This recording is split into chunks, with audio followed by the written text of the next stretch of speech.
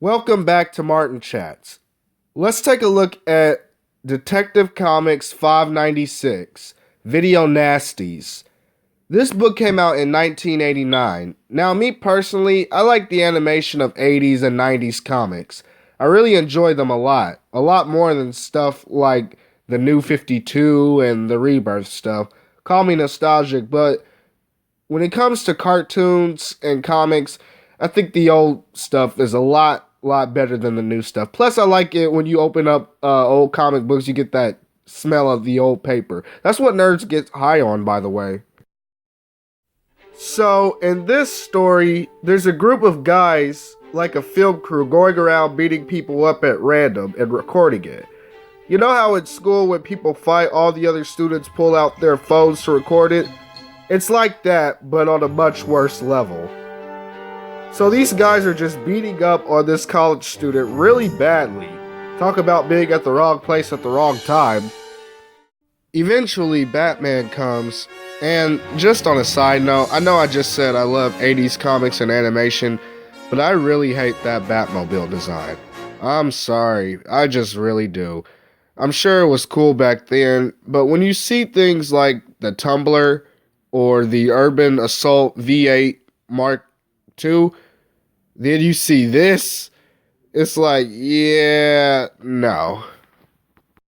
Anyways, though, Batman flies in and stops the three guys from beating the college student any more than they already have and recovers the camcorder that was filming the event. Back at the GCPD, Gordon and Batman watches the video and Bruce notices a clue that may help him track down the filmmaker. The drawings and animation in these panels reminds me a lot of Batman the Animated Series. It's really cool and really nostalgic. Back at the Batcave, Alfred asks Bruce if he had a rewarding night, to which Bruce replies, "I had a sickening and frustrating night. Time and again I think I've seen all the evil there is to see, and time and again people prove me wrong. What is it about us, Alfred? What makes us such an easy prey for violence and depravity?" I think this is a very interesting question. The topics of violence in these books are always good. In Jeremiah 17:9, it says that man's heart is desperately wicked. Who can understand that? Comic books, in a lot of ways, mirror the violence in the real world. The violence in this book of people making movies, beating people up, reminds me of stories I heard on the news of the knockout game. Kids going around just hitting people in the head for no reason. Like, this crap makes no sense. I don't understand it. But who can understand man's heart? The biggest enemy in this world is the darkness that lives within us. But back to the story, in another part of the city, a man named Milton Sladek, who looks like a fat Ra's al Ghul, is the producer of these violent videos, and he learns about the filmmaker's little fiasco with the Batman and sets up a new scene, this time with the help of some muscle brute I guess he hired named Tonka.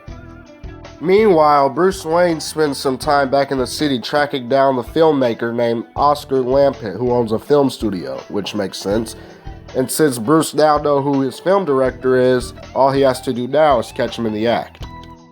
After spending some time at a Southside Boys Club watching young street kids train in the art of boxing, Batman spends the early part of the night stalking out the video store that belongs to Oscar Lampett.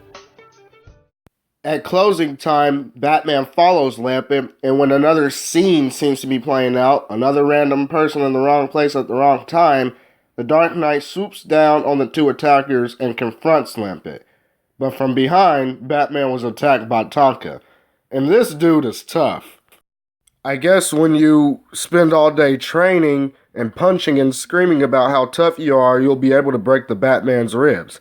This dude, Tonka, really reminds me of Cloverfield Lane from Rocky 3. A lot. He just punches and screams. Y'all remember him?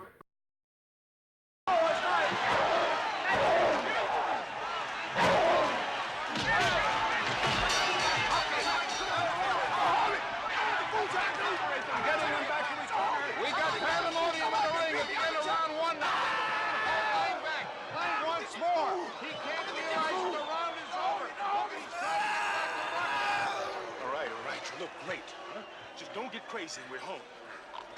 I kill you, man. Man, strong. The guy literally hits Batman so hard, Bruce sees stars.